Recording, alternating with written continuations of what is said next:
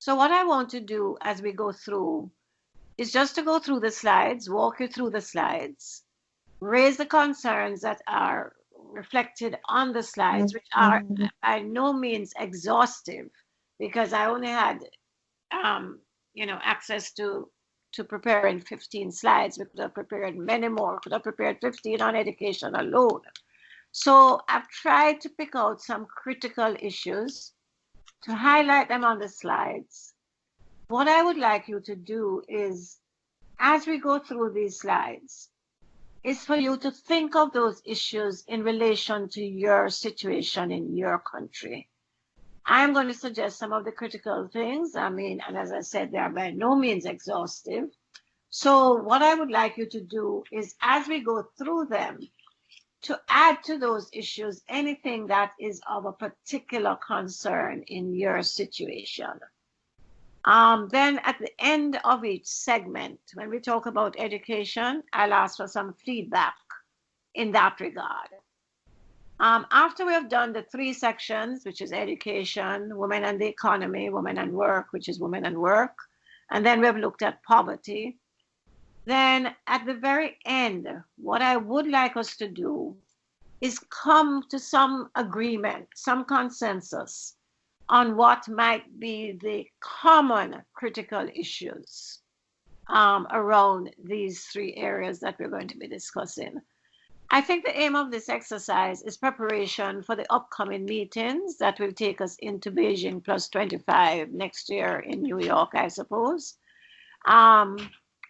But what we want to do is go to these meetings with a regional or sub-regional, really, CARICOM position, so that when we speak and negotiate with the other blocks that will be in these meetings, because those will be global meetings, we have a Caribbean voice and not an individual voice for each Caribbean state.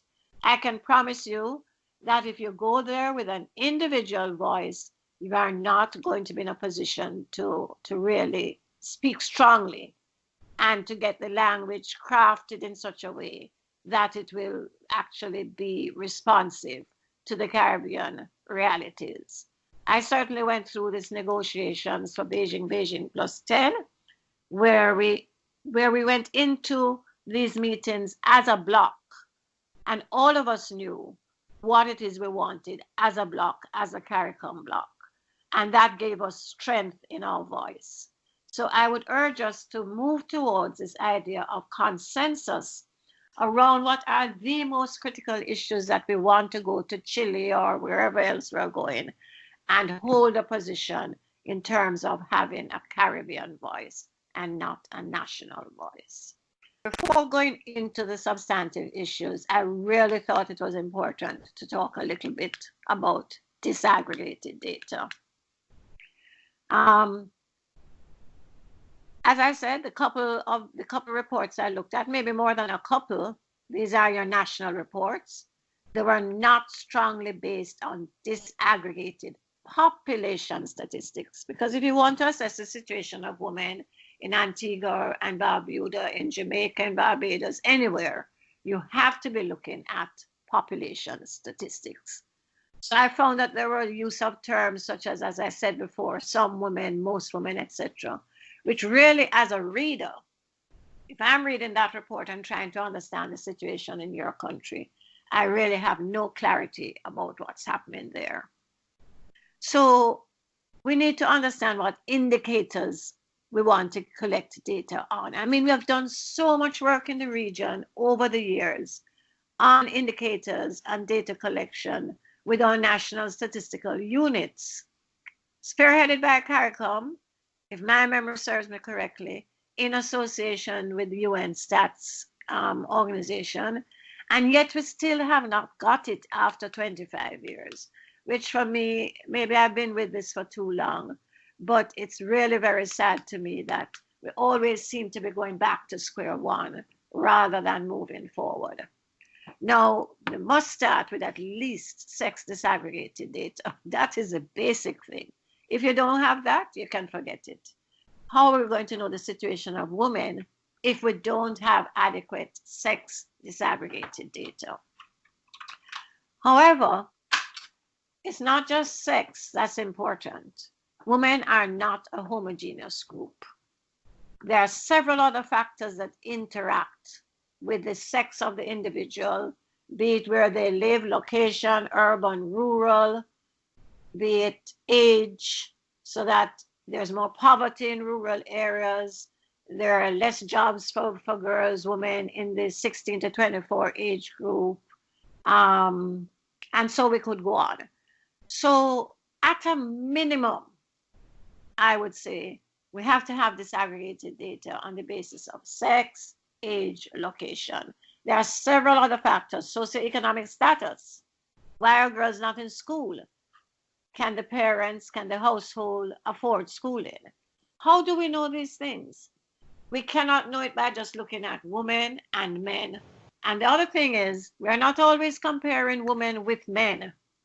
We have to be able to compare women with other groups of women. So we're not just between sex differences, but within sex differences. And these are issues that we have to get a handle on if we are to fully understand the situation of women in each of our countries. The other thing I find that's lacking is baseline data. If you're doing an intervention to address a problem, how do you know if the problem has been addressed if you didn't have baseline data before you started? And this all ties in with evaluation of projects and so on. And this is something else that really, I guess as I said before, maybe I've been with this for too long, because I see us reinventing the wheel over and over and over again. Because one, there's no baseline data to show what happened the last time around. So the problem persists and we start from square one again. There's no, in our projects, I think a big problem with project work in the region over the years, funded by agencies such as UN Women and others, is that we have not built into these projects impact and effectiveness evaluation strategies and funding, because you can't do it without funding. So again, I would urge that if we are doing interventions, from the day we design the intervention, we build into that design strategies for evaluating and assessing the impact and effectiveness of the intervention. This has been a really weak loop in our operations. So those are some of the points I wanted to raise about data and the gathering of data. Okay, so what I did here, I picked up from the reports what were some of the issues raised in the reports about data. And the very first one was lack of disaggregated and gender responsive data coming from Antigua and Barbuda. Similar concern of Barbados, ongoing problem of inadequate gender statistics. The third one came from Grenada. The main challenges identified are that there's no adequate system to analyze data, to monitor and evaluate progress in a timely manner. There's no systematic method for the dissemination of data. And by the way, dissemination is so important. We do so much work, so many projects, so many research projects, and what happens? They sit on a shelf. No dissemination. They're not accessible. It's all well and good to have data. It has to be accessible data. And every country, when we go down to the solution, should have a central data collection system. I think we all have national institutes of statistics or whatever. So I'm not sure why these systems are not working. So the fourth one came from Guyana. Challenge of data availability, quality and timeliness remain a major hurdle in program targeting and policy formulation. Now, this is where data becomes extremely critical. You cannot formulate policy based on perception and gut feeling. It has to be based on empirical fact. Again, Nevis said, it's almost as if each country is saying the same thing in different words. Anyway, happily, St. Lucia came up with some of the solutions. Establishment of an interagency coordination mechanism on sex disaggregated, gender responsive statistics. And I would go a little bit beyond sex to include location and age. increased utilization and improvement of administrative-based data sources to address gender data gaps, development of a centralized web-based database and dashboard on gender statistics. Now, I really felt constrained to do this because even as I searched the web, online sources, and so on, data on the Caribbean was extremely just not available.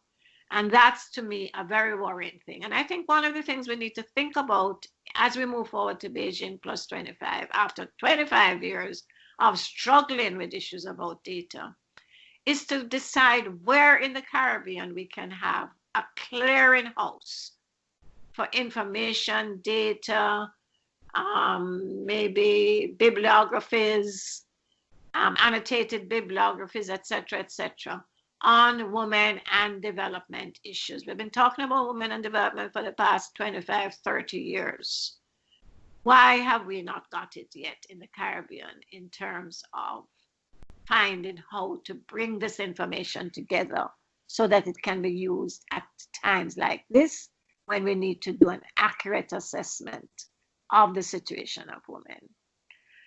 So that having been said, and that's quite a mouthful there, maybe we can move on, unless, of course, anybody wants to raise any issue, which I would really prefer this to be interactive, but if not, I'll press on. Okay, again, I had to be sort of selective as to what I put out here, but I thought this was a good place to start because it ties in with what I've been talking about, data and accurate data and data that, in fact, tells us what it is we want to know. And I start with education. And, well, this is secondary level. We could have done it for primary. We could have done it for secondary, tertiary. I deliberately did not use primary because I think for the most part, we have achieved the MDG 3 goal. Is it number 3? I'm not even sure now, of universal enrollment at the primary level. May not be universal completely so, but I think we're pretty close to achieving that target. But that was a 2015 target, so we're past that stage. So I went on to secondary. Now for secondary, what I found in the reports, and again, this is, I'm not painting everybody with the same brush, but the 2 or 3 or 4 that I looked at, when it looked at participation of girls and boys, because it's sex disaggregated at the secondary level, you saw percentage enrollment. So that if you have 100 children in school, it said 52% was female and 48% was male. Now, this is not the indicator that we want to assess the situation of girls in school. That is only telling us who is in school. It is not telling us who is out of school. And it's a very common thing. I've seen it globally, not just in the Caribbean, where I sat on CEDAW, and every time it came to Article 9, in terms of education, or 10, whichever it is now, they always gave you percentage of boys and girls in school. We are more interested in finding out who is not in school. So you have to reference these data, these percentages, to the age cohort in the population. And the only indicators that give us that is net enrollment ratio and gross enrollment ratio. Now, your net enrollment ratio is telling you enrollment of the official age group for a given level of education, expressed as a percentage of the corresponding population in that age group. So if you look to the right, the net enrollment ratio at the secondary level for the females, what this is telling us, that the range of enrollment for females in the Caribbean is between approximately, of girls in the, this would be what, 11 to, let's say 11 to 16, whatever the secondary level age band is. This is telling us that in the Caribbean, the range of enrollment of girls is from about 70%, which is the lowest one, Jamaica, to 85, 86% in St. Vincent and the Grenadines. So this is telling us that the secondary level has the capacity, well, even if it's not the capacity, who is enrolled at this time, and this was between, now these are different years because we couldn't get data for the same year for every country. So some were 2010, 2011, 2012, 13, 14, 15, whatever. This is another thing. You can never ever get a complete data set for any given year. Even if you go to the UN data sites, and why is this? Because countries are not submitting the information when it's requested, I'm assuming. I don't know what other reason it could be. But often there's no data for a Caribbean country on those global data set sites. Nor do we have it as a Caribbean data set that you can find in any one place. So you have to go from country to country to country. It's just not satisfactory. But this is what this is telling us, that there are a large percentage of this age group is out of school at the secondary level. And we know this is a fact. We might be prepared, we might be offering universal primary education where we have achieved that goal. But we know that the capacity falls off at the secondary level and that there are not enough schools to hold that age group. However, if you look at the gross enrollment ratio, which is a different figure, it tells us how many students are in school as a percentage of the age group population who are under that age and over that age. So when you see, for example, Antigua and Barbuda has 81.34 as the net enrollment ratio and 102.84, it's telling us that some 20% or more of the children at the secondary, of the girls, I'm talking about the girls here, at the secondary level are either under or over age, the age range for that level. Now, this is a serious problem. And if you really want to understand what's happening to girls, these are the kinds of data that can help us to explore the problem. Why are there so many over or underage children at the secondary level in Antigua and Barbuda and in every country for that reason, for that matter? What could be the issues that are preventing girls from being at the level for the period, for the years that they should be there, and they are overage? And I would tend to believe that they are more overaged than underage, because the age range is 11. So you're going to tell me there can't be a whole bulk of girls under 11 years old at the secondary level. Chances are that they're overaged. Now, what factors could contribute to this? Adolescent pregnancy, which is a huge problem in the region, so that girls are dropping out for the pregnancy period and maybe being allowed to. I mean, this is speculation on my part. But I'm saying if we want to understand what's happening to girls at the secondary level, and this is important because we have to link this. By the way, maybe I failed to say that these three areas that we're looking at are really very interrelated. Because your education level, your attainment in education is going to determine the transition into the world of work. And that's another huge issue that we'll talk about shortly. So if you're not getting that education, what happens beyond here? Those are questions. So what are the factors that would cause us to have so many more children at this, girls, I'm speaking specifically here about the data on girls, at the secondary level? That's something that needs to be explored, because this is where our interventions would be targeting what's happening to girls at the secondary level. Why are there so many overaged girls at this level? The boys are also, just taking a quick look, there are overaged boys as well, but it seems to me that there are fewer, and I'm just eyeballing these figures. I'm not doing any serious calculation of them here. But it seems to me that there are fewer overage boys in the system than there are overaged girls. Now that has to be a red flag.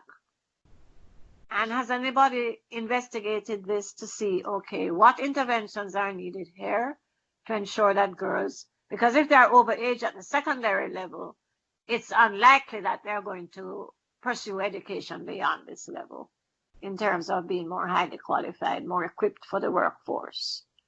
So I hope you're getting the drift of what I'm trying to say, that data is extremely important in analyzing problems and identifying issues.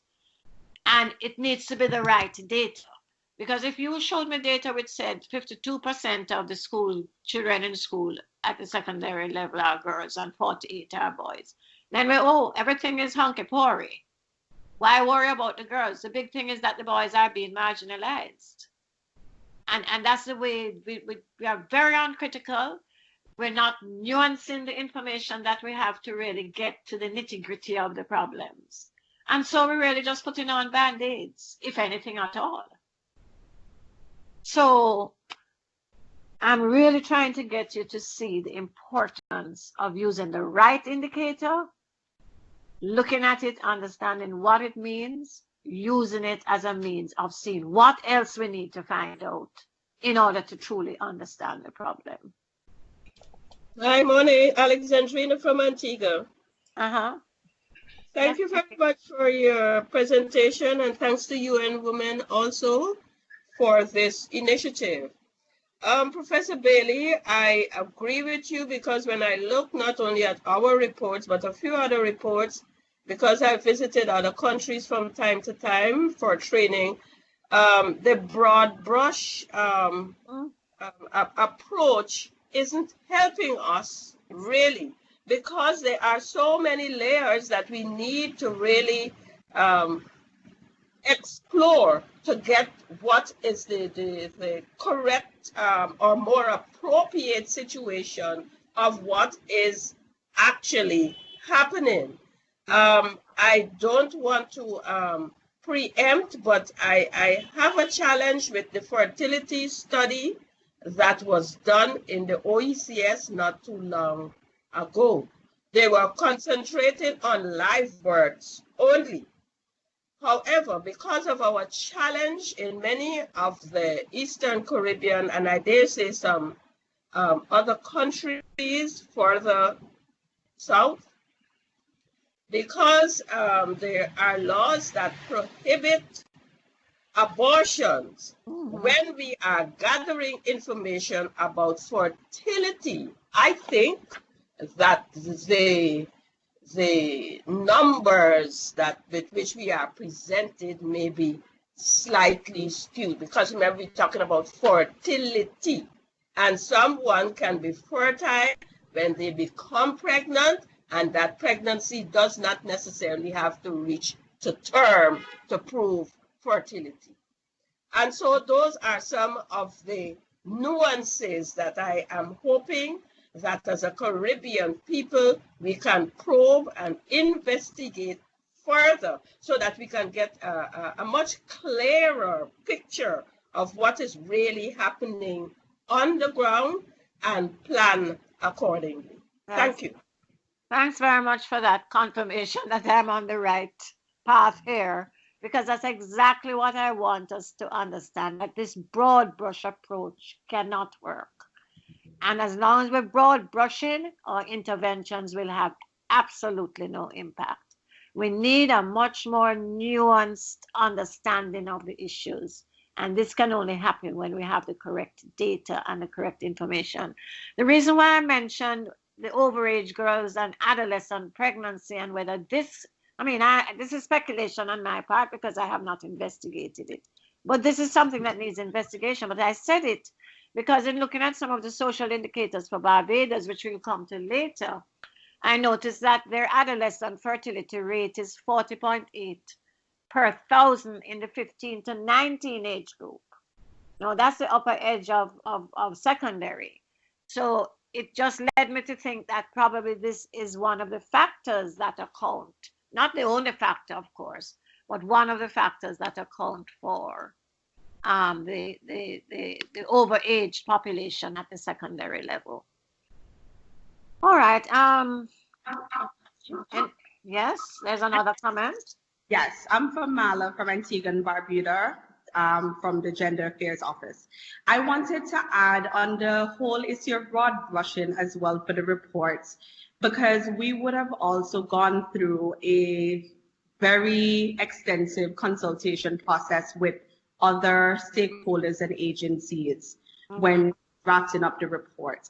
And it was also a very challenging process, only because you then realize the types of systems that we need to put in place to support the other government agencies in collecting this data, because the gender office will be required to get the information from all of the sectors to compile this report that have not been collected in the first instance, or there is no proper system in place to the indicators that are required to get the report. Well, so yeah, go ahead. So yeah, I'm just hoping too that some strategies could be shared too around how we can build up these types of systems for that would allow for us to get the type of information that is needed to be more valuable. Okay, you know, one of the things, I guess, how should I put this? Aging cannot be a very comfortable experience. Because, you know, I sit back and I reflect on my 30 or so years in this women's movement, 30 plus. And what I see is the same problems recycled every so many years. Why? My gut feeling is that in our organizations, in our government sectors and so, there is no institutional memory. And one set of players move off the stage, another set come on, and it's as if nothing happened before they arrived. And this might be a strongish statement, but I am watching the reinvention of the wheel over and over and over again. And I'm saying, how can this be? I know CARICOM invested significant time and money in the training of our national statistical offices across the Caribbean. What has happened to that training? What has happened to that information? Was it passed on to the succession planning to pass it on to the next generation? We can't keep doing the same things over and over and over again. And I get so frustrated, and I mean, maybe that's just my personal position, but I think this is something we as a region have to address. How do we make gains instead of constantly stepping back? And that is something I think that we should stop and think about, discuss, and find solutions to that particular problem. Because everything that the last speaker said has already been done. But obviously, whoever it was done with has moved on, like myself, you move on. But you have to leave some footprint behind. You can't just move on and everybody starts again from square one, because that is an exercise in futility. And I'm sorry, I've become very passionate about it. So I know that some of my passion is really jumping out now. But be that as it may, I think it's an important issue for us to confront and address. That having been said, can we move on to the next slide, please? Sure. I'm just going to say what a few people online have been typing, because I know some people wanted to have some things included in the conversation. Nicole, I'm not sure where Nicole is from, has said that you're definitely making sense and agreed that the broad brush is So it's not working at all, and neither is the fact that we have documentation, but it's sitting on desks in every administration's office and not being utilized. She agreed, but the conversation about fertility needs to be exposed more, but the powers that be need to see the relevance of it. And it is Nicole Aline from Barbados. Thank you, Nicole. She also said that we have documentation, and she agrees with you, Prof, with regards to the historical data, but the info is being lost with new generations that want to have their own legacy and forget to look back at the documentation, and there's no proper contingency in relation to continuity. And just for us to say, just to flag, we're also going to be having a session on reproductive rights that Tracy Robinson is going to be leading next week. Then Jacinta Higgs, who is the head of the National Gender Machinery in the Bahamas, has said, Professor, I am with you. Thank you so much for the clarification. We have Julia Mandeville, who is a Bayesian abroad, who said, good morning. She completely agrees with regards to the gaps in and inherently spurious data due to the broad brush approach. Charlie from Montserrat agreed with the stated concerns by the professor and the participants' contribution, and also said, thank you, Professor Bailey. Somebody said, thank you, Professor Bailey, so true. I'm not sure who that person is. And then Alexandrina Wong has also said, that's a fact. Every new administration wants to make its own mark. As a result of the former empirical data is not shared, the electorate in the 5-year cycle may have a relation or not. And just from UN Women's position, I do want to flag something that the professor has said. We have gotten a lot of requests from younger women, which is exciting. However, a lot of the requests they have to start new organizations are duplicative organizations that already exist. And when we do ask, have you checked or do you know about this person, they don't. And so this is something that it is not only an administration issue, it is a general issue that we need to look at with regards to succession and continuity. Yes. So I'm going to the next slide, Prof. Thank you. No problem. Oh, you missed one. Did I? Go ahead. Yes. Okay. This, I think, is something that everybody's aware of. It is what fuels the male marginalization theory. And by the way, before I go any further, I just want to stick up an idea in here. As we think about the issues that we're talking about, let's remember that gender inequalities between men and women, are both ideological and structural. And this is another point that I think I want to make. We have spent umpteen years trying to deal with the ideological, the stereotyping, the mindsets, how people think about gender, how women are stereotyped men, and it's still a huge problem. I'm not denying that. However, I think we have steered clear of structural inequality. So we're changing individuals and their thinking, but we're not changing the systems and the structures in which those individuals have to operate and finally get pushed right back into the mindset that we're trying to change, because the structures are not shifting any at all. I personally have reached a stage where I think we really have to start moving what I call upstream. We have to start thinking of, how do we disrupt these structures? How do we disrupt these systems? It's not an easy task, but it's one that we have been avoiding for the last 3 or 4 decades. And we keep pointing to the images, the stereotypes in books, all very important. But we can change those images forever ad infinitum. The structures and the systems remain rigid. In fact, not only do they remain rigid, they keep reinventing themselves. Patriarchy does not give up. And I think we have to start pushing upstream.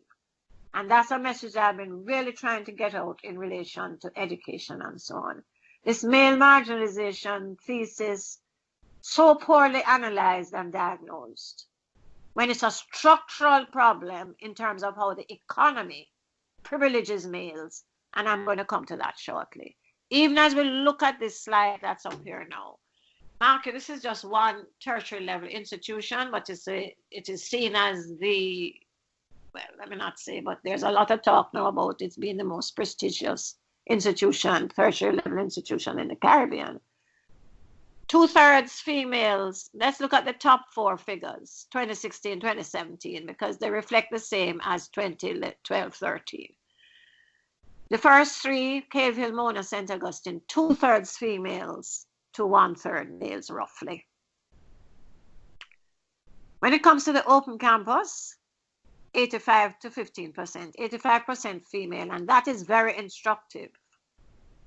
Why it is that, what are the factors that are pushing females into open learning environment, open learning environment vis-a-vis men? And we all know the answer. It's one way they find of coping with the burden of care in the home. It's a freest kind of environment for qualifying yourself, but it also increases the burden on the female to be doing tertiary level work in this way, because they're doing their jobs, they're an income earner, they have the burden of the family, they have probably the community commitments as well, and on top of that they layer a program of study. So you see the pickup there. Now the question is, how does this tertiary level involvement translate into opportunities beyond school? By the way, I have a framework that I use for the human rights, the rights of women to, in the arena of education. It is a right to access education, right to. There's a right within education. What is your experience inside of the educational institutions? Is there equality? And so on. And then the rights through education. What does certification mean for a female beyond the school gate? So if you use that framework, it gives you a way to analyze what's happening to girls and women in the education sector. The right to education, the rights within education, and the rights through education. So we would argue that women are enjoying the right to education. What is it, just a place in a school or in an institution? What are they doing in there? Where are women clustered? What areas of study are women clustered in? Is that the problem in terms of how it translates beyond the school? Because just looking at this doesn't tell us one thing about what they're doing or the experience they're having while they're doing it. All of that needs far more research and data than we can show on one slide. I can tell you, just from the top of my head and memory, which maybe is not as sharp as it ought to be, but certainly women are clustered in the humanities,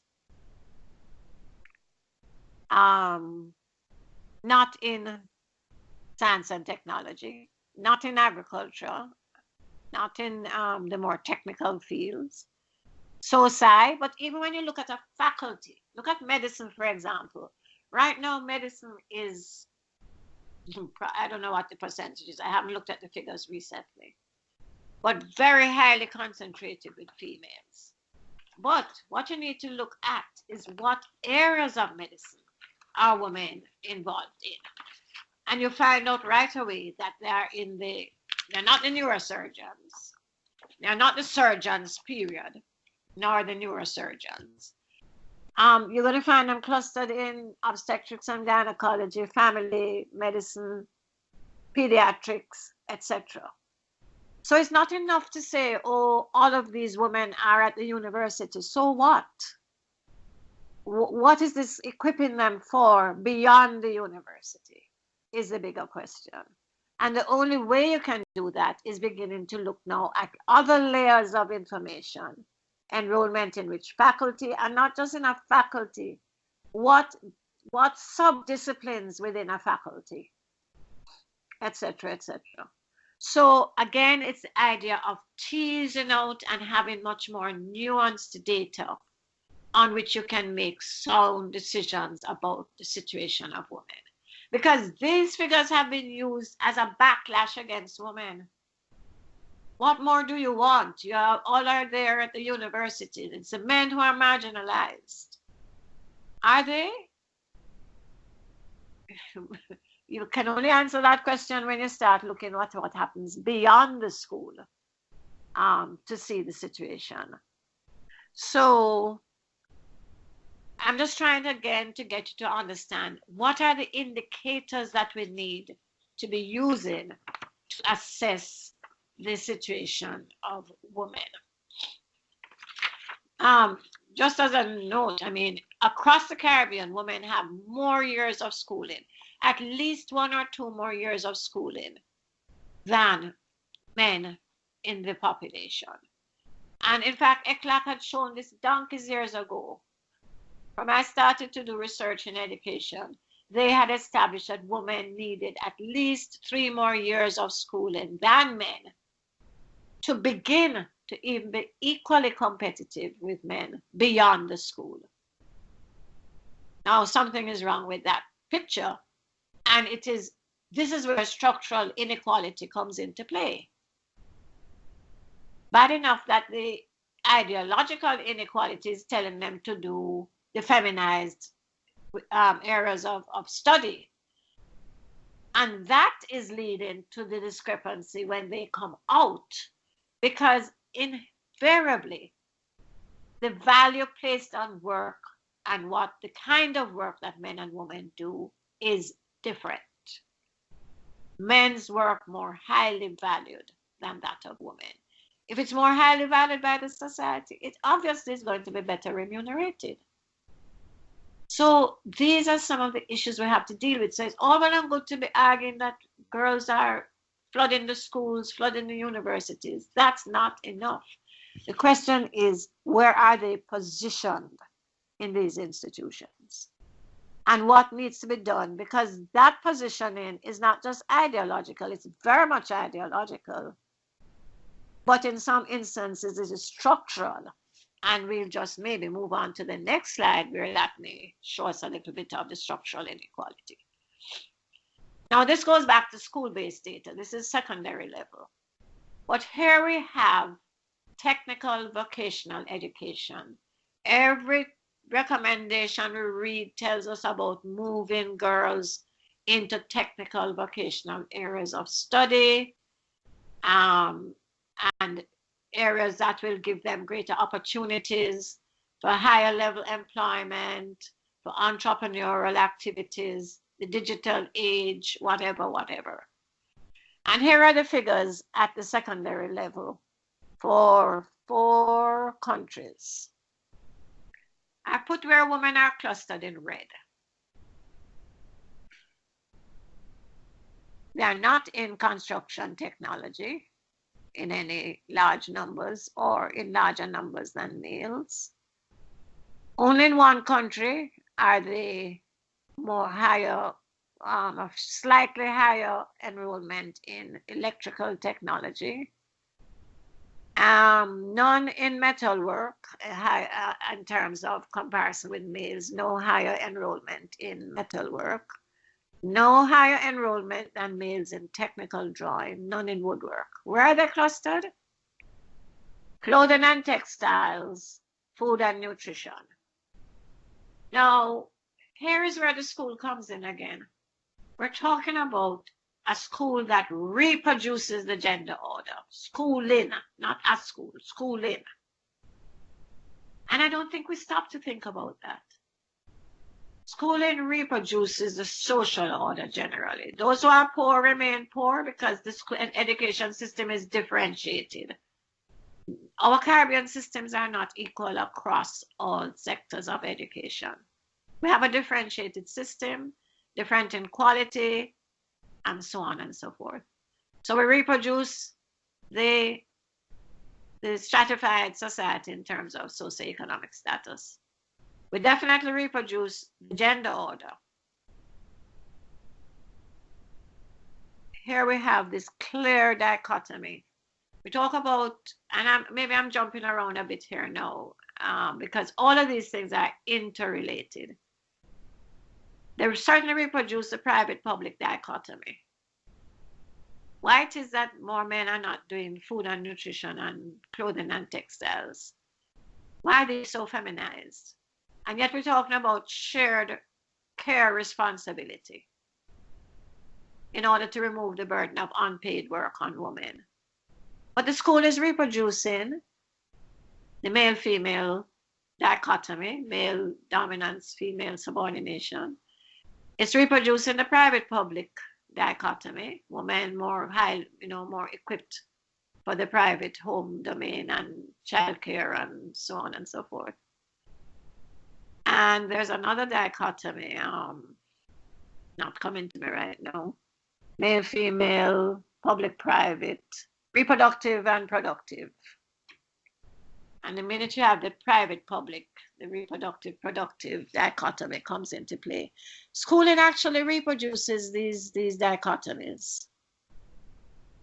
Maybe unwittingly. At one time, it is very wittingly. It was intended to carry out that purpose. Now we might say we have reformed the system. Have we really reformed our education systems? I call it same package, different wrapping. Because we keep reinventing the wheel and calling it something different. When you unpack that, it's essentially the same thing going on ever since we laid down the system post-emancipation. It really hasn't changed radically. So these are the nuanced things that we need to get, unpack. And this is where the structural inequality comes in. But we're not unpacking those structural things. We're just going along willy-nilly every day and thinking, put a band-aid here, put a band-aid there, and press on. This is structural. It's structural in many ways. Well, not in many. I can think of two off the top of my head right now. The way schools cross timetable subjects, so that food and nutrition is probably cross timetables with woodwork or metalwork or something. So the expectation is that girls will go in one direction and boys will go in another direction. It's also structural in single-sex schools. It may be changing now, but there was a time when a girls' school did not teach technical drawing because technical drawing was for boys. So we have few female architects, for example, or whatever else you need technical drawing in. So this is where we talk about structural inequality. So your parent could be telling you from now until doomsday that you need to be a pilot, an architect, or something. But the school is going to make sure that you get pushed into areas that are seen as sex appropriate. Maybe I'm exaggerating a bit, but if you peel off the surface layers and see what goes on underneath, you will see that it's not quite as far-fetched as it may seem. This is why I come back to the fact that we cannot just look at how we shape people's thinking and removing the stereotypes and the ideologies, the gender-linked, sex-linked ideology. We have to start looking at structural issues as well. So, maybe if we move on now, we've looked at TVET. Let's look at some of the critical issues then in education. What I was just talking about is the whole gender regime of the school. There's a real gender regime in schools if you stop to look at it carefully and analyze it. I looked at two contrasts in schools, low socioeconomic status, high socioeconomic status. In both of them, you could see that the school was actually a gender system at work. And that the differences were not just gender, but also quality and so on. So there's a real gender regime that goes on in the school, which is both ideological, so you get the stereotyping, but it's also structural. Because education, as I just said earlier, education systems are differentiated along social class lines, with different offerings, different facilities, different teacher quality, etc., etc.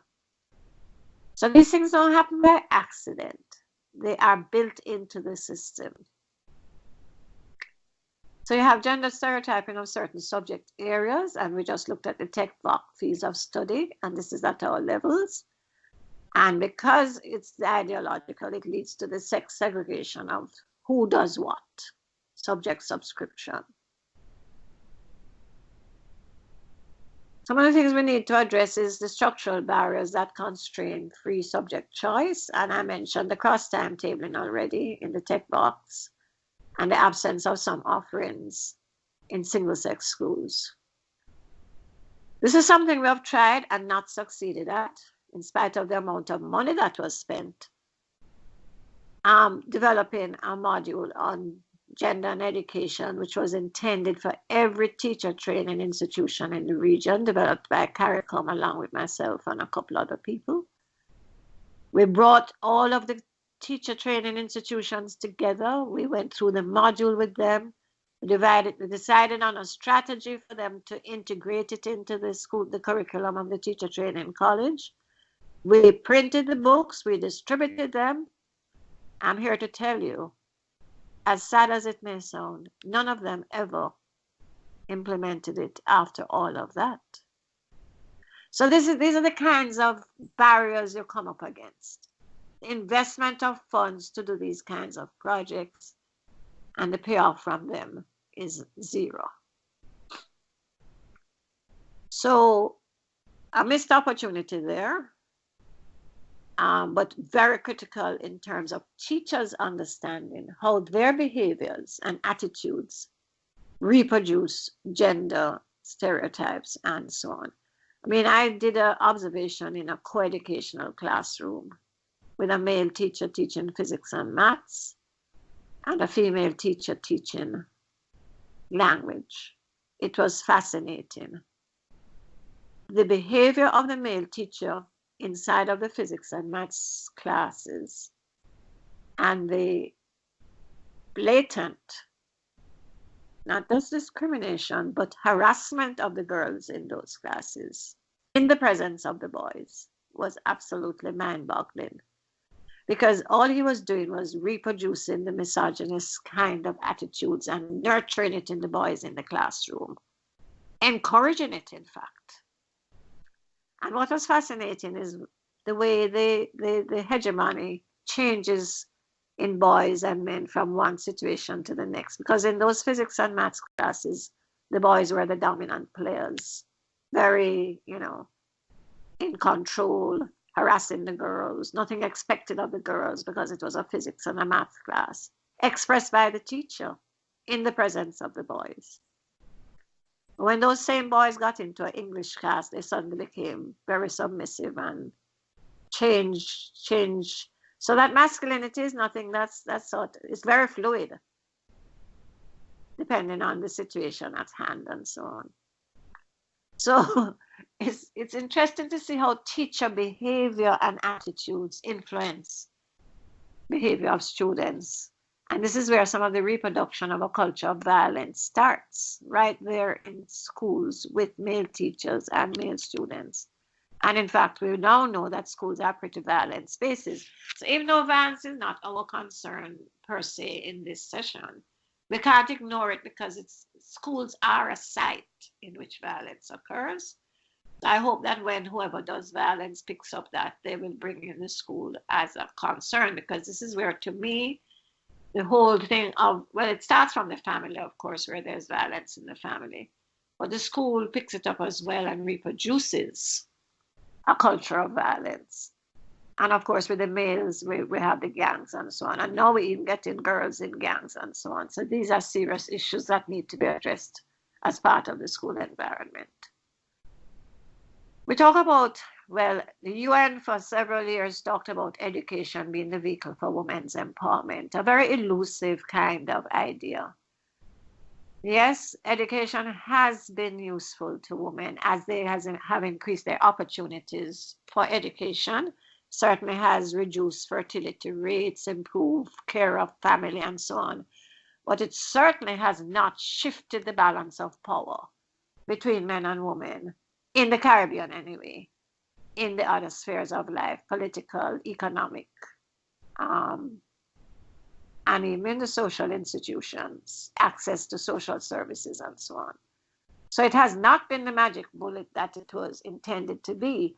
So I think when we think about women's education, we have to start thinking about the kind of education that they're offered, and not only what they do, but how it is done. I think there's too much education is supposed to be an active process in terms of constructing your own learning and so on. It's much too passive. So this idea of women's docility and you know, they're not sort of encouraged to be, what's the word I'm looking for? To stand up for themselves and to be thing. A lot of it starts in the way they're educated, the pedagogical strategies that are used, education for conformity rather than education for, you know, challenging the status quo. And that's what women need. So it's both what they do and how it is done. And our teachers need to understand that. And until there's the training of teachers with those understandings, I'm afraid it's not going to happen. So this elusive idea of education for women's empowerment, very elusive and not well understood. So when we talk about training of teachers to increase their capacity to provide gender responsive education, especially for women, those are some of the issues I think about. I spoke about violence, but the need to eliminate violence, particularly sexual violence in schools, which is treated with a lot of impunity, no accountability, or very little, I should say. And it's a huge problem. So we need a zero tolerance policy and legislation to prevent and punish. We may say it exists out there, but the extent to which it is applied within a school setting is another question. I mentioned adolescent pregnancy and reentry policies for affected adolescent mothers. And we come back, we'll talk about social protection measures maybe briefly later on with the conditional cash transfers. I know in Jamaica there is, I think, and I hope I'm not speaking out of turn, there has been some preference shown for males because of this whole idea that it's boys who are now disadvantaged in schooling. And they are the ones who need to be back in school. Not saying it's not legitimate, and I have nothing against boys and boys being in school, but is this in any way discriminating against girls? And are girls not sometimes equally or more disadvantaged in other ways, especially in impoverished communities and with the increasing number of female-headed households?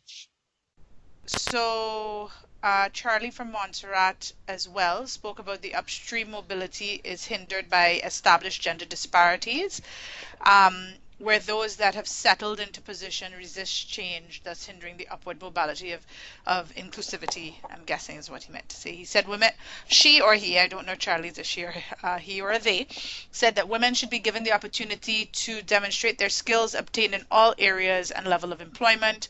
The gender order is based on the family outlook too, of gender and stratified female based on society's views and norms, since the school is the enforcer of norms and value as gender roles, thus the reproduction of gender stereotypes on women. And then Jacob Nestor Jean-Baptiste said, to my mind, we have a very restricted way of viewing education, because when we hear education, we think of formal schooling. So we think of preschool, primary school, secondary school, university, but the root word for education is educere, which some would look at as simply meaning to lead forth. If what we are doing is not leading people forth, then are we actually engaged in education? I think there's a lot we can do from keeping that concept. Marcus Girardi said he agreed, and Charlie also agreed. Look at structural issues. Nicole then said she would add that in Barbados, the general thinking in relation to reform is that the older secondary schools can't have these kinds of skills. They're academic schools versus the new secondary schools where the children might not be as academic. So yes, you can introduce that kind of skill set. And Kupa Kwashi said Barbados's education system structure is built on class and gender. Our system enforces that skills training is for certain class types and academia is primarily first for older schools. As it is slowly changing, it still promotes gendering certain subjects. So those were the comments. Unless someone wants to join in, I wanted to say, one of the interesting things that that's been coming out through everything that you're saying links very closely to what the key objectives are of this process, which is for us to really remember the Beijing promise. The Beijing, not just promise, but because every single country in the Caribbean has ratified CEDAW, the Beijing also reflected obligations that are reflected in CEDAW. And today we're speaking about women and poverty, education and training of women, and women in the economy. And what you're demonstrating so clearly is how the role of schooling really can reproduce the inequalities that we're seeing with regards to women and poverty and women and the economy. So, seeing as one of the objectives of this session is to assess the progress to date and outstanding critical issues, this is something we're definitely doing. And what I would hope a lot of our colleagues online are thinking about, and this is something that you mentioned, Prof. Bailey, earlier, is we cannot negotiate as one, but we also need to be negotiating from a shared position of understanding. Yeah. And so these challenging issues with regards to data need to be something that we're thinking at so that we can arrive at a Caribbean position in relation to these issues, so that we can facilitate negotiations as a CARICOM bloc, especially when we go to Chile. I'm not sure if everybody online knows that there is a meeting in Chile to decide what the Latin American Caribbean position is. So what you've been doing for us is also reminding us about what these international commitments are, and what we're saying, and where the jurisprudence is, and where it still needs to come to in regards to at least some of the policies around what you're saying and what some of our colleagues have said online. And that what are we doing with our education system so that it stops reproducing inequalities? Okay, I put this excerpt from one of the papers that I sent because I think it sums up what is happening in terms of the transition. What is this? What has education done for us? And I kind of mentioned it already. I'll just give you a minute to read it. High levels of participation and performance at all levels, yet positioned in the lowest sectors of the capital market, earn lower wages than men. So we're going on now into the women and the economy. Suffer higher rates of unemployment, experience greater levels of poverty, are underrepresented in decision-making positions, that means on macro levels of social political institutions, lack real personal autonomy, and here I'm talking about the extent to which women experience violence, as subjects of violence. So and this is what I said earlier. So women's access to education has met a practical need, satisfied a basic human right, but has done little to change their subordinate position in their societies. Rather than challenging patriarchal structures and systems, schooling not only, but generally serves to reproduce and reinforce social order, maintain the male-female domination, subordination hierarchy. So women's strategic need, and I'm sure you've been familiar with the practical and strategic needs, have not been met, whereas it has had practical outcomes. Right, so the next slide, we can move on. Now, this is a snapshot of time, but I can tell you this image, just the way it's set out, has not changed dramatically at all. So this is a translation of their higher levels of education, lower levels of employment, higher levels of unemployment across the Caribbean. The exact percentages may have changed a bit, but this is the general pattern. So we're looking at blue, male employed labor force in the labor force.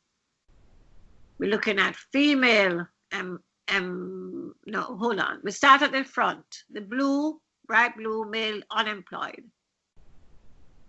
Burgundy, the dark red, female unemployed. Then the lighter pinky color, even I have given in to the stereotype. Female employed, and then at the back, male employed. So this is a transition now from higher levels of certification, lower levels of employment, and compared with men, higher levels of unemployment. There was a term that just came to me and it just totally jumped out of my head now as I looked at this.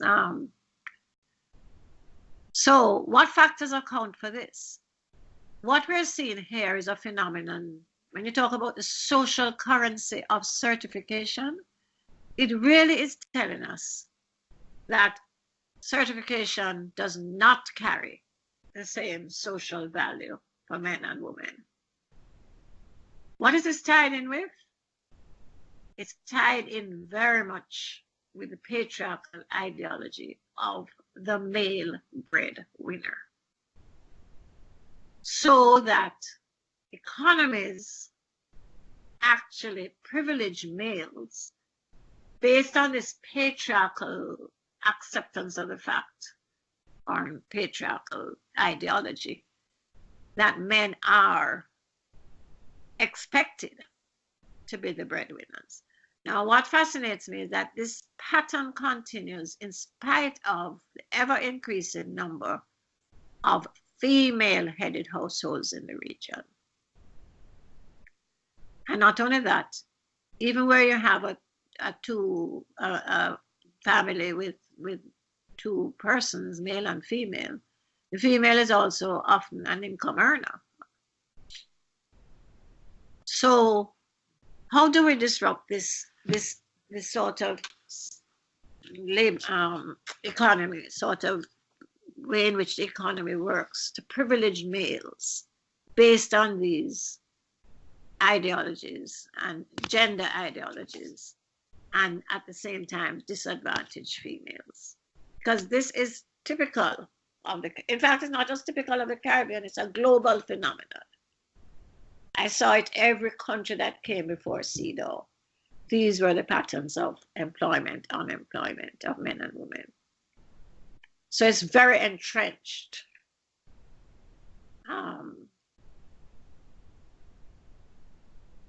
Yeah. And what contributes to this?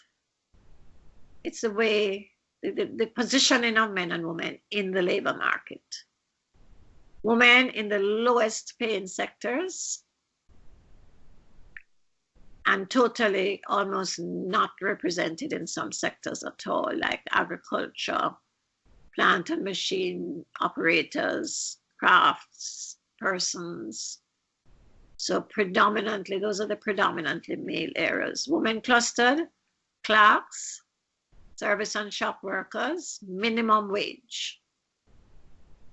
Now you'll notice that the professionals are predominantly female, but let me hasten to add that this category includes nurses and teachers. Technicians, and I would need some further definition of that group, but almost equal distribution of men and women.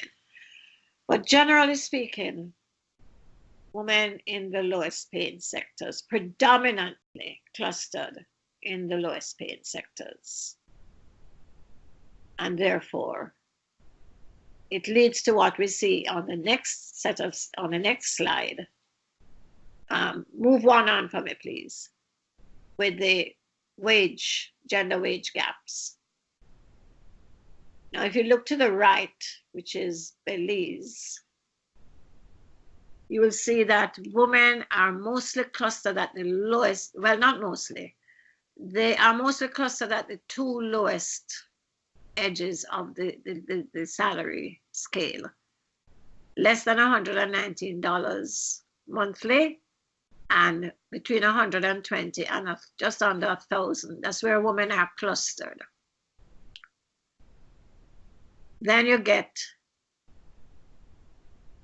men at the higher levels, although it's fewer men and fewer women. So the majority of the population, both male and female, are in the lowest paying sectors of the economy in Belize. But when you get to the top sectors, the last two removed from the last one, that's where the men are clustered, although not significantly so. And at the highest level is where you get the greatest disparity between men and women. So this again shows you, yes, economies that favor males for the most part. Now, on the other side, you have based on level of education in Jamaica. I really need to look at this pre-primary figure already. I'm wondering whether in typing it, I made an error, because I would be very hard pressed to see that men on average earn over $2 million with pre-primary education, as against 133,971 for females. I suspect there's some error in that figure, which I didn't have time when I noticed it to go back and check on it. But the fact is that at every level of education, save none, males are earning higher salaries annually than are females. And you see it at the university level as well, $200,000-$300,000 more than women.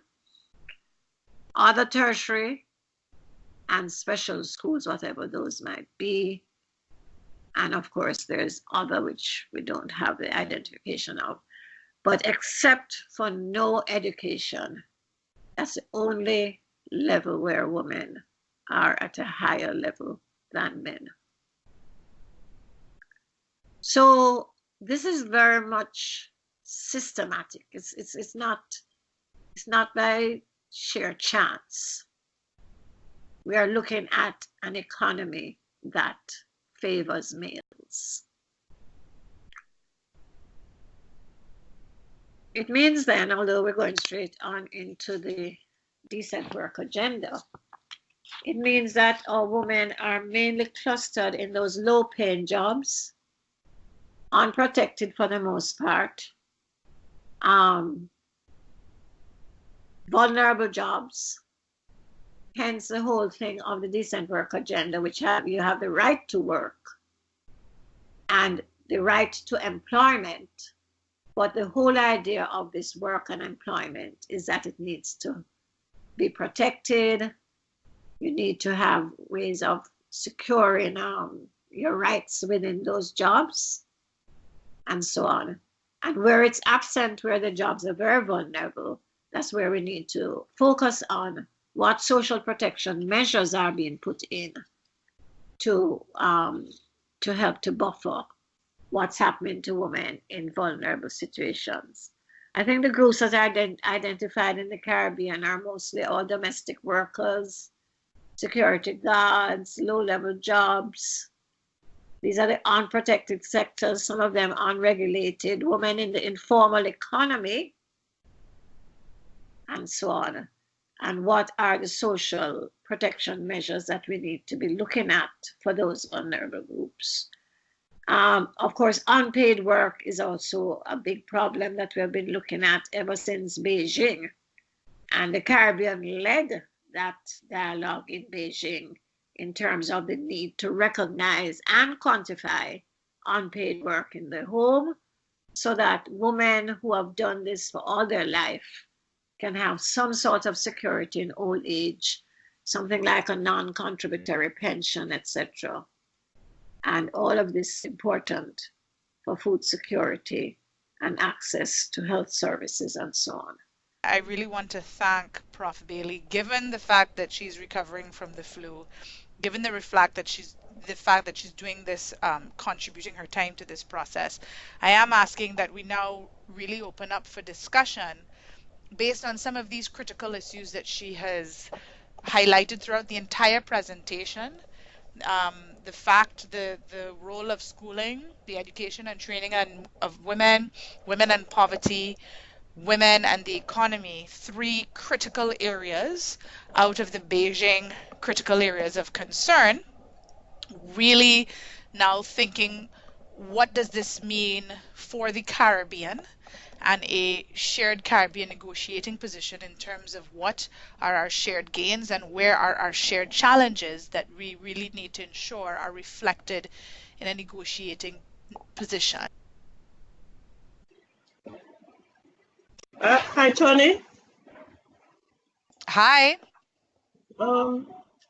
I was thinking that when we're looking at spaces where we could make some inroads to accelerate or broaden the scope for the kind of change we're looking at in the region and or sub-region, there are a few things we have in common. For example, there's a regional nursing examination, syllabus, sorry, and a concomitant regional nursing examination. That is one area. Most of our police institutions throughout the Caribbean have the same training syllabus. Maybe that's another place that we can seek to make some inroads as well. I can speak to those two institutions and see what work is available or could be done at that level to kind of create or invigorate the kind of changes we're seeking to have. Thanks for that. Would anybody else like to contribute? Especially given the fact, I'm not sure how many of you have had a chance to look at what some of the other negotiated positions have been in the past and what the Beijing Platform for Action actually says, as well as had a chance to read some of the reports that have been shared.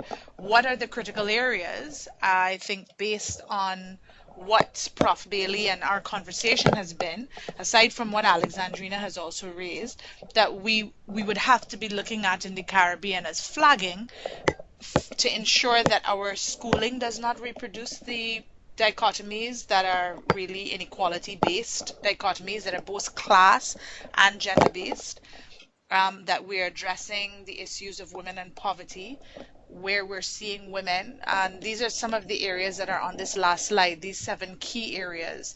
And it would be good as well to hear from some of the Bureau representatives as well as our civil society partners on this. And for those who don't know, I'm sorry, I did not introduce myself at the beginning. My name is Tawny Broadbur. I'm the Deputy Representative for the UN Women Multi-Country Office in the Caribbean. So I'm opening up the floor again. Good afternoon, everyone. This is Janie Joseph from St. Lucia. I would just like to thank Professor Bailey. As someone who has just come into the that area, just a little over a year, I would like to just support the opinion that she was making, that we're going around in circles, that in as much as she sees it as something that maybe she's been in this for that long, that I'm just coming into it and it's very clear to me. And so I do believe that it is a systemic issue, and that it is not so much that the individual persons don't leave the institutional memory, but that many of the initiatives are happening in isolation of each other. They're just things that they do outside of a structure that maintains it and lets it build up. So it's they have implemented a particular project in a time and space without the structure that it ensure that it remains. And so we need to address that. And this is not specific to gender. It's specific to many of the other areas just as well. But then, if as a Caribbean system, a Caribbean space rather, we deal with these structural issues in terms of putting things within frameworks, putting things within, structures that can last beyond the specific project. That's the first thing. Secondly, I think that the whole issue of education has to be tied in with women in the economy very, very closely, especially in light of the fact that this ongoing debate of male marginalization forcing some countries to start paying more attention to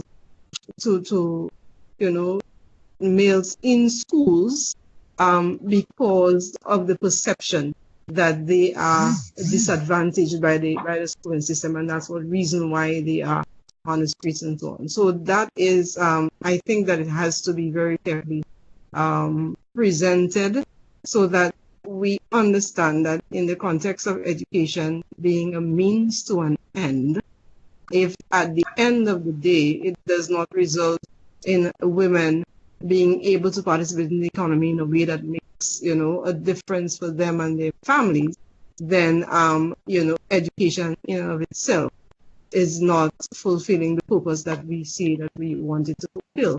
And so I believe that we in the Caribbean region need to be able to articulate that at the upcoming meeting in Chile, so that it finds its way into there, so that sort of, using the data and so on to support the claims that we're making, it combats the popular opinion that's currently prevailing. Thank you for that, Jeannie. And I believe we have Prof. Bailey back online with us as well. No, I'm just saying, I heard that last one, but that fits right into what we mean by, something that's very structural. And how do we frame it to get to those structural inequalities? It's a very difficult conversation to shift. I mean, I've tried consistently to look at the situation of boys and education and to say that it's not an educational problem. It's a problem that resides in the way the economy works. And until we make that shift and stop seeing the education system as a solution to boys not being in school, we're not going to really crack that problem at all, because it really has to do with the fact that the economy absorbs them regardless of their levels of certification over and above more highly qualified females. Now, we really have to find a way to frame that in a way that can become an action that's, that can be taken by our governments. But that's a little difficult one in terms of how to frame it. And this is where the structural inequality needs to be tackled.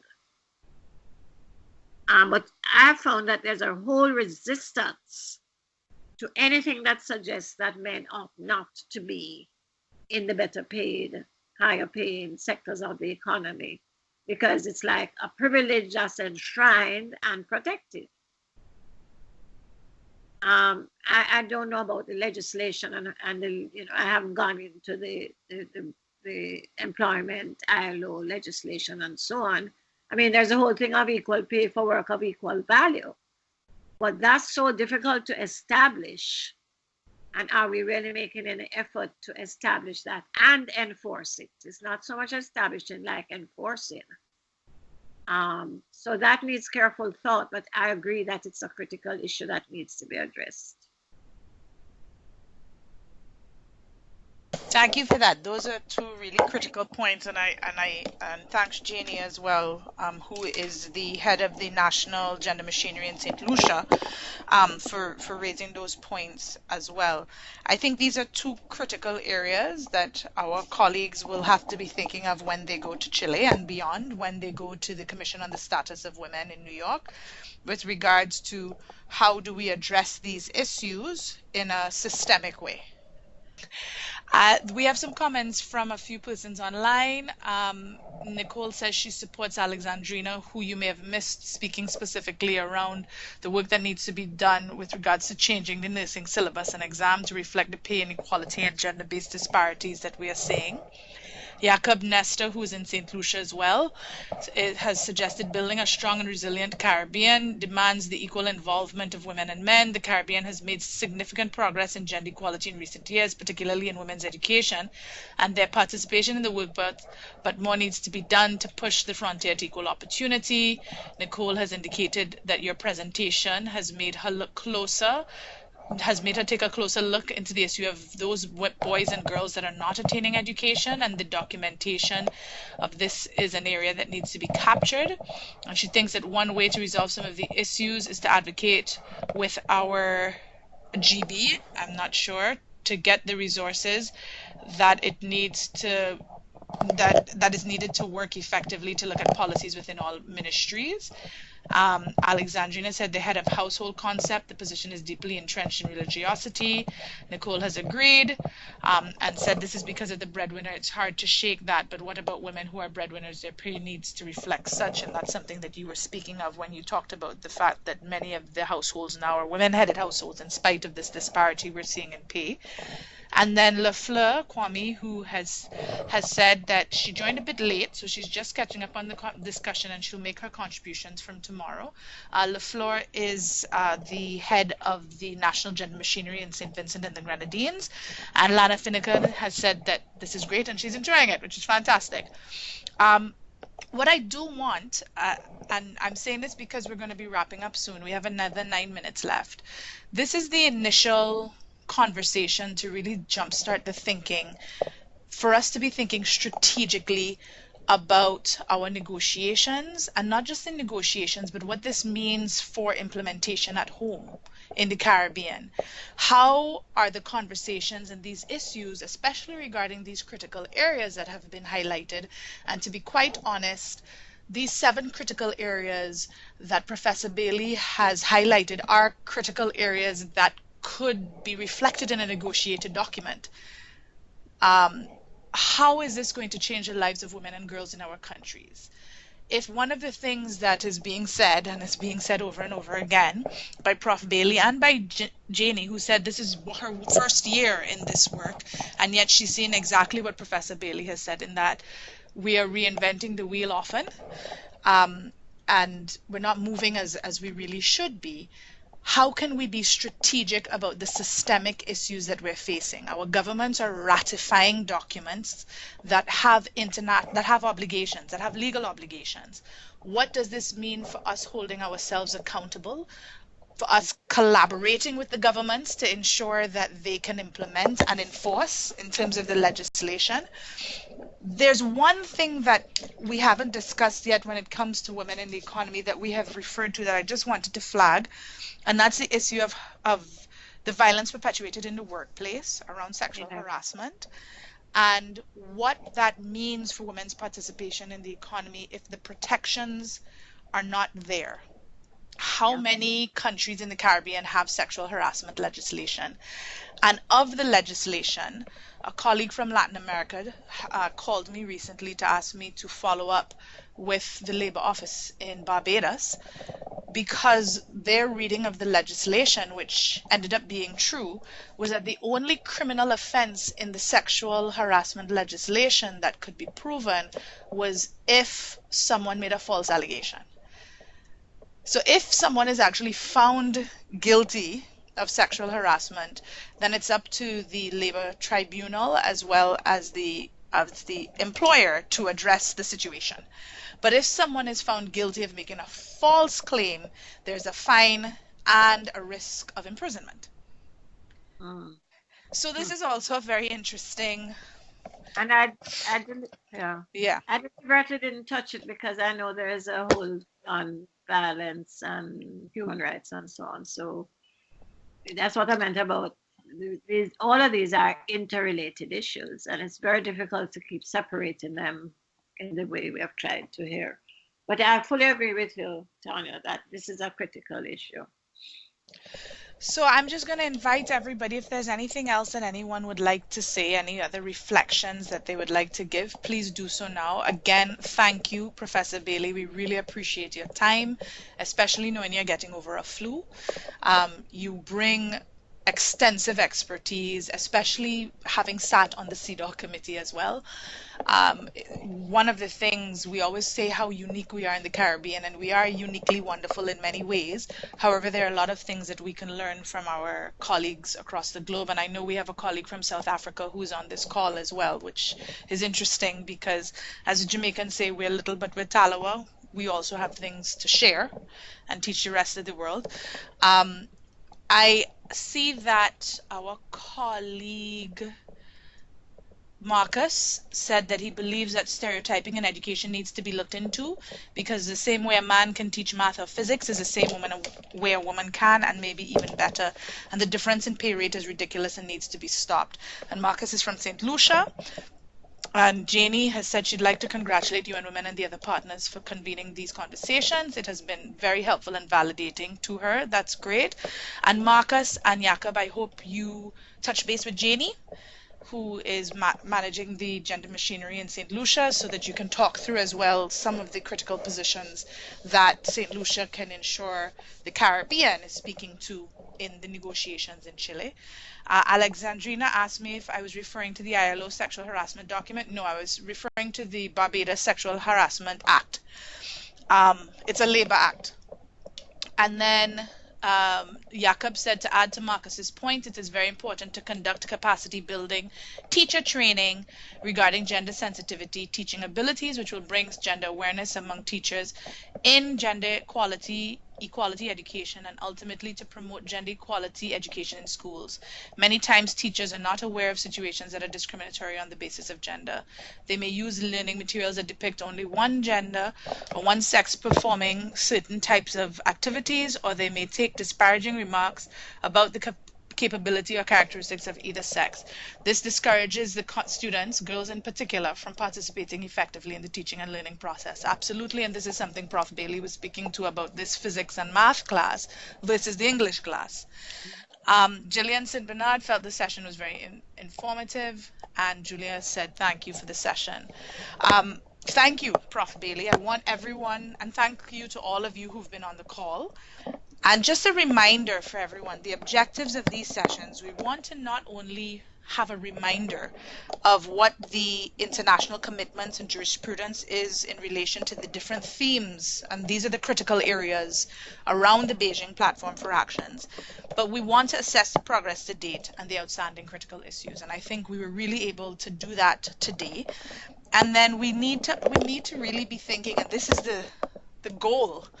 What is the Caribbean position? Although it is not going to be as formalized as we would like, there should at least be some way in which for civil society and national gender machineries to be collaborating to think about, based on what the commitments are, based on the progress to date and the outstanding critical issues, what is a Caribbean position? What will the Caribbean position be? What should it be in relation to these issues to facilitate the negotiations in Chile and beyond as a Caribbean bloc that's moving forward? So, Prof. Bailey, I'm going to hand over to you for the last word. Just to read that Lana is looking forward to tomorrow's session. Tara Sue said the Caribbean needs to get to the point where they realize that a poor woman means a poor household. Women's role as breadwinner is just as important as men. And just to flag, Tara Sue is the head of the National Gender Machinery in the BVI. And Alexandra Wong says the ILO has a sexual harassment violence in the workplace document. Yes, it does. Yes, we know about the document as well. It's one of the things we have to look at is where our legislation is, if it exists at all. And some countries don't have any legislation on some of the things that we should have legislation on, that Beijing 25 years ago or 24 years ago said we should have legislation on, that we still have not moved on. And then where the legislation does exist, there are some serious gaps that need to be addressed, because at least in one case, you're punishing women for reporting more than you have any kind of repercussion for someone who's actually found guilty of sexual harassment, woman or man. So that's something that we do need to think through. So Prof. Bailey, I hand over to you. Okay, thanks. Well, there's not much more to say after that. Sorry. I think you've covered it all. And maybe just two pleas I would reiterate, that we really need to ensure that we have a real nuanced understanding of the issues we're dealing with. And this can only happen if we have accurate and reliable data. And secondly, that in formulating our way forward, that we really try to see how we can move upstream in terms of addressing some of the structural barriers to women's equality. And I think if we can do that, we will have achieved something in terms of moving forward in this whole quest for greater equality and opportunities for women in the region. Thank you very much. Thank you very much, Prof. Bailey, and thank you to all of you who attended. Have a wonderful lunch, and we will be in touch.